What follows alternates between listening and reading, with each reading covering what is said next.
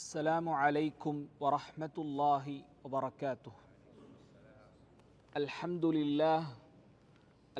لله رب العالمين، نحمده ونستعينه ونستغفره ونعوذ بالله من شرور أنفسنا ومن سيئات أعمالنا. من يهده الله فلا مضل له ومن يضلل فلا هادي له. أشهد أن لا إله إلا الله وحده لا شريك له وأشهد أن محمدًا عبده ورسوله أرسله بالهدى ودين الحق ليظهره على الدين كله ولو كره المشركون. اللهم صل على محمد وعلى آل محمد كما صليت على إبراهيم وعلى آل إبراهيم إنك حميد مجيد. اللهم بارك على محمد وعلى آل محمد كما باركت على إبراهيم وعلى آل إبراهيم إنك حميد مجيد. أما بعد فإن خير الكلام كلام الله وخير الهدي هدي محمد صلى الله عليه وسلم وشر الأمور محدثاتها وكل محدثة بدعة وكل بدعة ضلالة وكل ضلالة في النار. أعوذ بالله من الشيطان الرجيم. بسم الله الرحمن الرحيم. يا أيها الذين آمنوا اتقوا الله حق تقاته ولا تموتن إلا وأنتم مسلمون. ഏറെ സ്നേഹം നിറഞ്ഞ സത്യവിശ്വാസി സഹോദരങ്ങളെ, സുഹൃത്തുക്കളെ, സർവലോക സ്രഷ്ടാവായ അല്ലാഹു സുബ്ഹാനഹു വ തആലയുടെ വിധി വിലക്കുകൾ ജീവിതത്തിൻ്റെ എല്ലാ മേഖലകളിലും പാലിച്ചുകൊണ്ട് തഖ്വയിലും ഈമാനിലും അധിഷ്ഠിതമായ ജീവിതം നയിക്കണമെന്ന് ഓരോരുത്തരെയും ഉണർത്തുകയാണ്, വസിയ്യത്ത് ചെയ്യുകയാണ്. അത്തരത്തിൽ അല്ലാഹു തൃപ്തിപ്പെടുന്ന ജീവിതം നയിക്കാനുള്ള തൗഫീഖ് അല്ലാഹു നാം ഓരോരുത്തർക്കും നൽകി അനുഗ്രഹിക്കുമാറാകട്ടെ. എല്ലാ ഖുതുബകളിലും അതിൻ്റെ തുടക്കത്തിൽ നമ്മളേറെ കേട്ട് പരിചയിച്ച ഒരു ആയത്താണ് ഇന്നത്തെ ഖുതുബയിലും ആദ്യം നമ്മൾ കേട്ടത്. യാ അയ്യുഹല്ലദീന ആമനുത്തഖുല്ലാഹ ഹഖ്ക തുഖാതിഹി. നിങ്ങൾ അല്ലാഹുവിനെ സൂക്ഷിക്കണം എന്ന് പറഞ്ഞതിന് ശേഷം ആ ആയത്തിൻ്റെ അവസാനത്തിൽ അല്ലാഹു പറയുന്നത് വലാ തമൂത്തുന്ന ഇല്ലാ വഅൻതും മുസ്ലിമൂൻ എന്നാണ്. നിങ്ങൾ മുസ്ലിമായി ജീവിക്കണം എന്നല്ല അവിടെ പറയുന്നത്. നിങ്ങൾ മുസ്ലിമായി നിങ്ങളുടെ ജീവിതം നയിക്കണം എന്നുമല്ല അവിടെ പറയുന്നത്. നേരെ മറിച്ച് വലാ തമൂത്തുന്ന, നിങ്ങൾ ഒരിക്കലും മരിക്കാൻ പാടില്ല, നിങ്ങളുടെ മരണം നിങ്ങളിലേക്ക് ഒരിക്കലും വന്നെത്താൻ പാടില്ല. ഇല്ലാ വഅൻതും മുസ്ലിമൂൻ, നിങ്ങൾ യഥാർത്ഥ വിശ്വാസികളായ അവസ്ഥയിലല്ലാതെ എന്നാണ് അല്ലാഹു സുബ്ഹാനഹു വ തആല ഈ ആയത്തിലൂടെ നമുക്ക് പഠിപ്പിച്ചു തരുന്നത്. സഹോദരങ്ങളെ, എല്ലാ ഖുതുബകളിലും നമ്മൾ കേൾക്കുന്ന ആയത്താണിതെങ്കിലും വളരെ ആഴത്തിലുള്ള ആശയവും ഒരുപാട് വിശദീകരിക്കേണ്ടതുമായ ഒരായത്താണിത്. ഞാനൊരു മുസ്ലിമാണ് എന്ന് പറയുന്നതിലപ്പുറം ഇസ്ലാമിൻ്റെ ആശയങ്ങൾ, ഇസ്ലാം പഠിപ്പിക്കുന്ന വിഷയങ്ങൾ, ആദർശങ്ങൾ അതെൻ്റെ ജീവിതത്തിലുണ്ടോ എന്ന് നാം എപ്പോഴും പരിശോധിച്ചു കൊണ്ടേയിരിക്കണം. അതുമായി ബന്ധപ്പെട്ട ഒരു ചെറിയ വിഷയമാണ് ഇന്നത്തെ ഖുതുബയിൽ നാം കേട്ടത്. ഒരു മുസ്ലിമിനെ സംബന്ധിച്ചിടത്തോളം അവൻ്റെ ജീവിതത്തിലെ എല്ലാ ഘട്ടങ്ങളിലും അതിൽ നീതി പാലിക്കുക എന്നുള്ളത് ഏറെ അനിവാര്യമായ കാര്യമാണ്. അവനൊരിക്കലും അവൻ്റെ ജീവിതത്തിൻ്റെ ഒരു ഘട്ടത്തിൽ പോലും അക്രമിയാകാൻ പാടില്ല. ആ നീതിക്ക് വിരുദ്ധമായ അനീതി പുലർത്തുന്ന ഒരാളാകാൻ പാടില്ല എന്നുള്ളതാണ്. അല്ലാഹു സുബ്ഹാനഹു വ തആല അല്ലാഹുവിൻ്റെ വിശേഷണമായി പരിശുദ്ധ ഖുർആനിൽ എടുത്തു പറഞ്ഞ ഒരു കാര്യം കൂടിയാണത്. മനുഷ്യന്മാർ അല്ലെങ്കിൽ ആദം സന്തതികൾ അവർ ചെയ്യുന്ന നന്മകൾക്ക് കൃത്യമായി കൂലി അവർക്ക് നൽകുകയും ഒരിക്കലും അവരോട് അല്ലാഹു അക്രമം കാണിക്കുകയില്ല. അത് അല്ലാഹുവിൻ്റെ വിശേഷണമായി അല്ലാഹു പറഞ്ഞതാണ്. അതൊരു മുസ്ലിമിൻ്റെ ജീവിതത്തിലെ എല്ലാ ഘട്ടങ്ങളിലും, എല്ലാ നിമിഷങ്ങളിലും, എല്ലാ മേഖലകളിലും അവൻ പാലിക്കേണ്ടത് ഏറെ അനിവാര്യമായ ഒരു കാര്യമാണ്. അത് പാലിക്കേണ്ട ഒരു പ്രധാനപ്പെട്ട ഘട്ടമാണ് യഥാർത്ഥത്തിൽ ഇന്ന് ഖുതുബയിൽ സൂചിപ്പിച്ചത്. എന്താണ് അതിൽ? നീതി കാണിക്കുക അല്ലെങ്കിൽ നീതി ജീവിതത്തിൽ പുലർത്തുക എന്ന് പറഞ്ഞാൽ അതിൻ്റെ അർത്ഥം എന്താണ്? ഇഅ്താഉ കുല്ലി ദി ഹഖ്ഖിൻ ഹഖ്ഖഹു വതൻസീലു കുല്ലി ദി മൻസിലിൻ മൻസിലതഹു എന്നാണ്. ഓരോരുത്തരും അവന് അനുയോജ്യമായത്, അവന് അർഹതപ്പെട്ടത് നൽകുക എന്നുള്ളതാണ് അതിൻ്റെ ഒരു ആശയം എന്ന് പറയുന്നത്. എല്ലാവർക്കും അവർക്ക് അർഹതപ്പെട്ടത് എന്താണോ അതവർക്ക് നിഷേധിക്കാതെ കൃത്യമായും അവർക്ക് നൽകുക എന്നാണ് അതിൻ്റെ ആശയം. അതിലെ പ്രധാനപ്പെട്ട ഒരു മേഖലയാണ് അനന്തരാവകാശവുമായി ബന്ധപ്പെട്ട ഒരു വിഷയമെന്നുള്ളത്. അനന്തരാവകാശവുമായി ബന്ധപ്പെട്ട് ഏറ്റവും കൂടുതൽ പുലർത്തേണ്ടതും ഇന്ന് നമ്മുടെ സമുദായത്തിൽ പ്രത്യേകിച്ച് തീരെ ശ്രദ്ധിക്കാതെ പോകുന്നതുമായ ഒരു വിഷയമാണ്. അതാണ് യഥാർത്ഥത്തിൽ ഇന്നത്തെ ഖുതുബയിൽ ഖതീബ് പ്രധാനമായും സൂചിപ്പിച്ചത്. സഹോദരങ്ങളെ, ഇസ്ലാമിൽ അനന്തരാവകാശം എന്ന് പറയുന്നത് അത് ഒരു ചെറിയ വിഷയമല്ല. അല്ലാഹു സുബ്ഹാനഹു വ തആല കൃത്യമായി കൊണ്ട് താക്കീത് നൽകിക്കൊണ്ട് അതിൻ്റെ ഓരോ അംശങ്ങളും ഓരോ ഭാഗങ്ങളും ഓരോ ഘട്ടങ്ങളും കൃത്യമായി വിശദീകരിച്ചു തന്ന ഒരു വിഷയമാണ്. അല്ലാഹു ഖുർആനിൽ പറഞ്ഞതുപോലെ വസിയ്യതൻ മിനല്ലാഹ്, അല്ലാഹുവിൻ്റെ ഭാഗത്തു നിന്നുള്ള പ്രത്യേകമായ വസിയ്യത്താണ് എന്നാണ്. മറ്റൊരായത്തിൽ പറഞ്ഞത് ഫരീളതൻ മിനല്ലാഹ്, അല്ലാഹു കൃത്യമായി നിങ്ങൾക്ക് നിർണയിച്ചു തന്ന, നിശ്ചയിച്ചു തന്ന, ഫർളാക്കി തന്ന കാര്യമാണ്. നിർബന്ധമായും ഓരോരുത്തർക്ക് നൽകേണ്ടത്, ഓരോരുത്തർക്കും ലഭിക്കേണ്ടത് അല്ലാഹു കൃത്യമായി പഠിപ്പിച്ചു തന്ന വിഷയമാണ് എന്നാണ് ഇതിനെക്കുറിച്ച് അല്ലാഹു സുബ്ഹാനഹു വ തആല പറഞ്ഞു തരുന്നത്. സഹോദരങ്ങളെ, ഇന്ന് നമ്മുടെ സമുദായത്തിൽ ഈ വിഷയത്തിൽ അല്ലെങ്കിൽ അനന്തരാവകാശവുമായി ബന്ധപ്പെട്ട് അല്ലെങ്കിൽ സ്വത്ത് വിഹിതിക്കുന്നതുമായി ബന്ധപ്പെട്ട് വലിയ വീഴ്ചകൾ ഇന്ന് നമ്മുടെ സമുദായത്തിൽ നടന്നുകൊണ്ടിരിക്കുകയാണ്.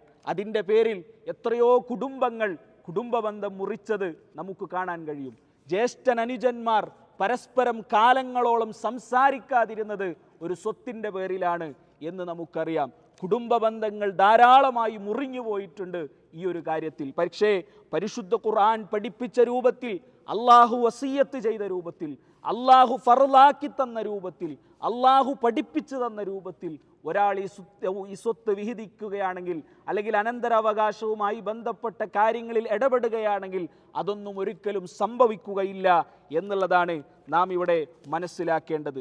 സഹോദരങ്ങളെ, അല്ലാഹു സുബ്ഹാനഹു വ തആല കൃത്യമായി അത് പഠിപ്പിച്ചു തന്നതുകൊണ്ട് തന്നെ നോക്കൂ നിങ്ങൾ, ആ വിഷയത്തിൽ സ്വഹാബികളും താബിഈങ്ങളുമൊക്കെ എത്രത്തോളം ശ്രദ്ധ പുലർത്തിയിരുന്നു എന്നത് ഒരു ചെറിയ സംഭവം കൊണ്ട് നമുക്ക് മനസ്സിലാക്കാം. താബിഈങ്ങളിൽപ്പെട്ട ഒരു താബിഈ പണ്ഡിതൻ മരണപ്പെട്ട സമയത്ത് അദ്ദേഹത്തിൻ്റെ ഭാര്യ അടുക്കളയിൽ മാവ് കുഴക്കുന്ന സന്ദർഭത്തിലാണ് അവരുടെ ഭർത്താവ് മരണപ്പെട്ടത്. ആ ഭർത്താവ് മരണപ്പെട്ട സമയത്ത് ഒരു വ്യക്തി വന്നുകൊണ്ട് പറഞ്ഞു, താങ്കളുടെ ഭർത്താവ് മരണപ്പെട്ടിട്ടുണ്ട്. ആ മാവ് കുഴക്കുന്ന ഭാര്യ അതവിടെ നിർത്തിവെക്കുകയും അവിടെ പറഞ്ഞു, ഹാദ ത്വആമു ഖദ് സാറ ലനാ ഫീഹി ശരീക്, ഞാൻ ഈ ഉണ്ടാക്കിക്കൊണ്ടിരിക്കുന്ന ഭക്ഷണം ഇതുവരെ അത് എനിക്ക് മാത്രം അവകാശപ്പെട്ടത് അല്ലെങ്കിൽ എനിക്ക് ഉപയോഗിക്കാൻ പറ്റിയതായിരുന്നു. പക്ഷേ എൻ്റെ ഭർത്താവ് മരണപ്പെട്ടതോടുകൂടി അതിലെനിക്ക് പങ്കുകാരുണ്ടായിട്ടുണ്ട്. അത് എൻ്റെ ഇഷ്ടപ്രകാരം ഇനി എനിക്കത് ഉപയോഗിക്കാൻ കഴിയുകയില്ല. അത് അവരുടെ അനുവാദത്തോടു കൂടിയായിരിക്കണം ഞാൻ ഉപയോഗിക്കേണ്ടത് എന്ന് പറഞ്ഞുകൊണ്ട് കുഴക്കുന്ന മാവ് അവിടെ മാറ്റിവെച്ചത് നമുക്ക് ചരിത്രത്തിൽ കാണാൻ കഴിയുന്നതാണ്. അതുകൊണ്ട് സഹോദരങ്ങളെ, അത്രമാത്രം ശ്രദ്ധ മുൻഗാമികളായ ആളുകൾ ഈ വിഷയത്തിൽ പുലർത്തിയിട്ടുണ്ട് എന്നുള്ളതാണ് ഈ വിഷയത്തിൽ നമുക്ക് മനസ്സിലാക്കാൻ കഴിയുന്നത്. ഇന്ന് നമ്മുടെ സമുദായത്തിൻ്റെ അവസ്ഥ നമ്മൾ ഓരോരുത്തരും ചിന്തിച്ചു നോക്കേണ്ട വിഷയമാണ്. ഇവിടെ ചില കാര്യങ്ങളാണ് ഇന്നത്തെ ഖുതുബയിൽ സൂചിപ്പിക്കപ്പെട്ടത്. ഒന്ന്, സഹോദരങ്ങളെ, അനന്തരാവകാശം എന്ന് പറയുന്നത് അത് പരിശുദ്ധ ഖുർആനിൽ പഠിപ്പിച്ചു തന്നതുപോലെ, പരിശുദ്ധ ഖുർആൻ നമുക്ക് കാണിച്ചു തന്നതുപോലെ മറ്റൊരു വേദഗ്രന്ഥങ്ങൾക്കോ അല്ലെങ്കിൽ മറ്റു ദുനിയാവിൻ്റെ ഭൗതികമായ നിയമങ്ങൾക്കോ ആ രൂപത്തിൽ ഒരിക്കലും അനന്തരാവകാശത്തെ വിഹിതിച്ചു തരാൻ സാധിക്കുകയില്ല എന്നുള്ളതാണ് നമ്മൾ മനസ്സിലാക്കേണ്ടത്. നോക്കൂ നിങ്ങൾ, അല്ലാഹു സുബ്ഹാനഹു വ തആല ഖുർആനിൽ പ്രയോഗിച്ച ഒരു പ്രയോഗമുണ്ട്, യൂസീകുമുല്ലാഹ്, അല്ലാഹു നിങ്ങളോട് വസിയ്യത്ത് ചെയ്യുന്നു.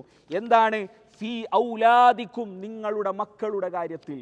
നോക്കൂ നിങ്ങൾ, ഇവിടെ രണ്ട് കാര്യങ്ങളുണ്ട് നമുക്ക് പഠിക്കാൻ. ഒന്ന്, സാധാരണഗതിയിൽ മക്കൾ മറ്റുള്ളവരോട് പറയുന്ന കാര്യമാണ്, നിങ്ങൾ എൻ്റെ മോനെ നോക്കണം, അല്ലെങ്കിൽ എൻ്റെ മോൻ്റെ കാര്യം നിങ്ങളൊന്ന് ശ്രദ്ധിക്കണം. അധ്യാപകരോട് അല്ലെങ്കിൽ അയൽവാസികളോട് അല്ലെങ്കിൽ കുടുംബക്കാരോട് മാതാപിതാക്കൾ പറയുന്ന വാക്കാണ്. ആ മാതാപിതാക്കളോട് അള്ളാഹു പറയാണ്, യൂസീകുമുല്ലാഹ്, നിങ്ങളുടെ റബ്ബ് നിങ്ങൾക്ക് വസിയത്ത് നൽകുന്നു, ഫി ഔലാദിക്കും, നിങ്ങളുടെ മക്കളുടെ കാര്യത്തിൽ. ഇന്ന് ഖത്തീബ് ഖുതുബയിൽ ആ വിഷയം പ്രത്യേകം സൂചിപ്പിക്കുകയുണ്ടായി. നോക്കൂ നിങ്ങൾ, മാതാപിതാക്കൾക്ക് മക്കളോടുള്ള കാരുണ്യത്തെക്കാൾ എത്രയോ വലുതാണ് അള്ളാഹുവിന് നമ്മളോടുള്ള കാരുണ്യമെന്നാണ്. കാരണം ആ മാതാപിതാക്കളോട് അള്ളാഹു പറയുകയാണ്, നിങ്ങളുടെ മക്കളുടെ കാര്യം നിങ്ങൾ ശ്രദ്ധിക്കണം. എന്നിട്ടോ ആയത്ത് തുടർന്നുകൊണ്ട് അള്ളാഹു പറയാൻ, ആബാഉക്കും അബ്നാഉക്കും, നിങ്ങളുടെ മക്കൾക്ക്, അതേപോലെ നിങ്ങളുടെ മാതാപിതാക്കൾക്ക്, അതേപോലെ തന്നെ ലാ തദറൂന അയ്യുഹും അഖ്റബു ലക്കും നഫ്ആ. അല്ലാഹു സുബ്ഹാനഹു വ തആല ഇവിടെ വ്യക്തമായും നമുക്ക് പഠിപ്പിച്ചു തരുന്നത്, മനുഷ്യരുടെ ബുദ്ധിക്കനുസരിച്ച് ഓരോരുത്തരും അനന്തര സ്വത്ത് വിഹിതിക്കാൻ തുടങ്ങിയാൽ, അല്ലെങ്കിൽ ഇന്ന് നമ്മുടെ നാട്ടിൽ ഭൗതികമായ ചില നിയമങ്ങൾക്കനുസരിച്ച് അങ്ങനെയാണ് സ്വത്ത് വിഹിതിക്കേണ്ടത് എന്ന് പറയുന്ന ആളുകൾ, അവർക്കനുസരിച്ച് അതിനെ വിഹിതിച്ചു തുടങ്ങിയാൽ ഒരിക്കലും അർഹതപ്പെട്ട പലർക്കും അത് ലഭിക്കുകയില്ല.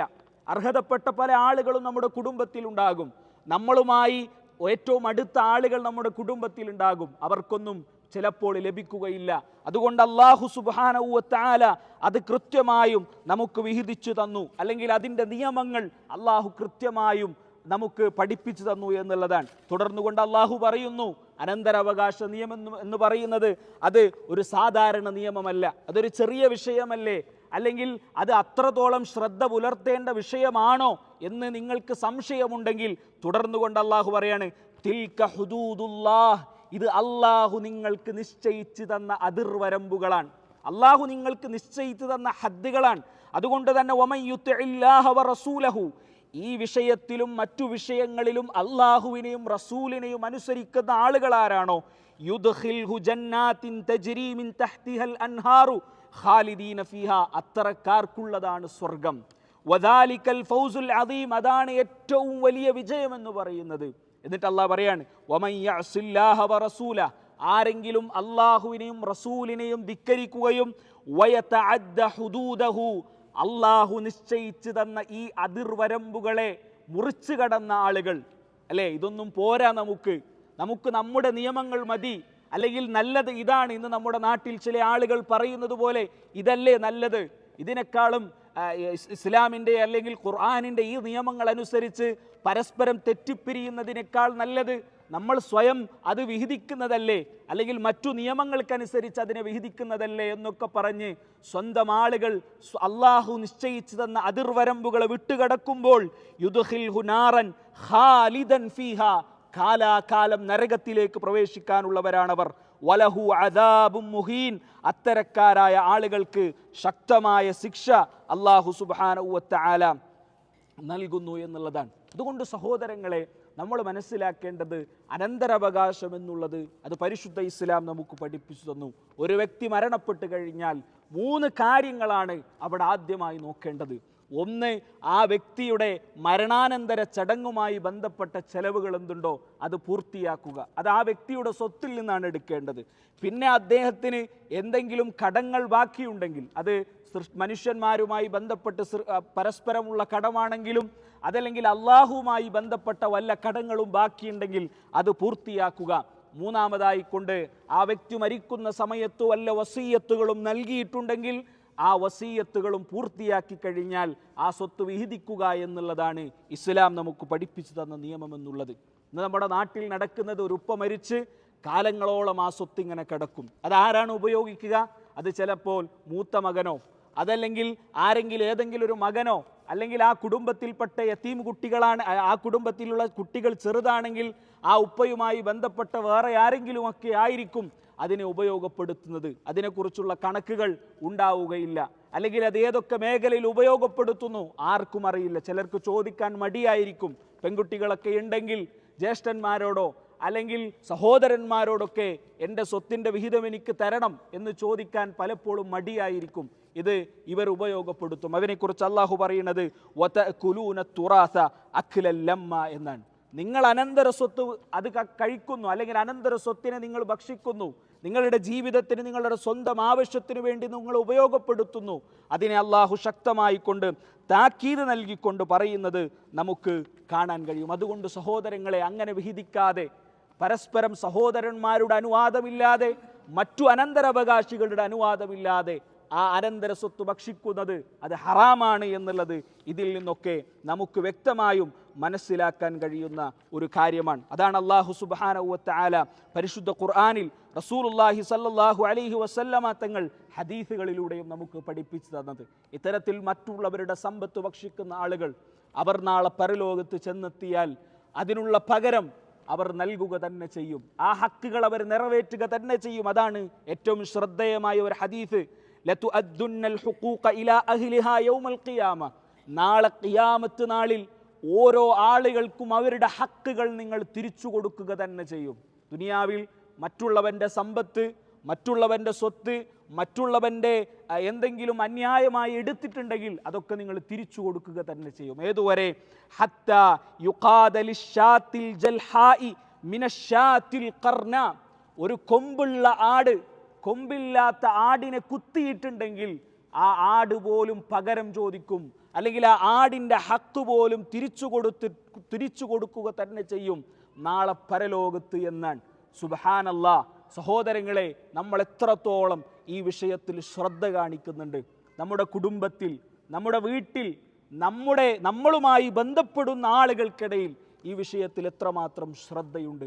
ഗൗരവമുള്ള വിഷയമല്ലേ സഹോദരങ്ങളെ? ഇങ്ങനെ ഹറാമായ സഹോദരന്മാരുടെ സമ്പത്ത് നാം ആസ്വദിക്കുന്നുണ്ടെങ്കിൽ, അവരുടെ സമ്പത്ത് നമ്മൾ ഇന്നും അത് അനുഭവിക്കുന്നുണ്ടെങ്കിൽ, ഇന്ന് നമ്മൾ മരണപ്പെട്ടാൽ നാളെ മുതൽ നമ്മൾ ഇത് അനുഭവിക്കാനുള്ളതല്ലേ? നമ്മുടെ ഖബർ ജീവിതം മുതൽ. അള്ളാഹു കാത്തുരക്ഷിക്കട്ടെ. അതുകൊണ്ട് സഹോദരങ്ങളെ, ആ വിഷയത്തിൽ വലിയ ശ്രദ്ധ നാം പുലർത്തേണ്ടതുണ്ട്. ഏറ്റവും കൂടുതൽ യതീമായ ചെറിയ കുട്ടികളാണെങ്കിൽ അവരുടെ സമ്പത്ത് കൈവശം വെച്ച് അത് അനുഭവിക്കുന്ന ഒരുപാട് സംഭവങ്ങൾ നമ്മുടെ നാട്ടിൽ നമ്മൾ കേൾക്കുന്നതാണ്. അള്ളാഹു പറഞ്ഞതുപോലെ, ഇന്നല്ലദീന യഅ്കുലൂന അംവാലൽ യതാമ. യതീമായ കുട്ടികൾ അവർ ചെറുതായതിൻ്റെ പേരിൽ, അവർക്ക് ശക്തിയില്ലാത്തതിൻ്റെ പേരിൽ, അവർ ദുർബലരായതിൻ്റെ പേരിൽ അവരുടെ സമ്പത്ത് ഭക്ഷിക്കുന്ന ആളുകൾ ഇന്നമാ യഅ്കുലൂന ഫീ ബുതൂനിഹിം നാറ. അവർ തീയാണ് കഴിച്ചുകൊണ്ടിരിക്കുന്നത് എന്നാണ്. അവരുടെ വയറവർ നിറച്ചുകൊണ്ടിരിക്കുന്നത് തീ കൊണ്ടാണ്. വസയസ്ലൗന സഈറ.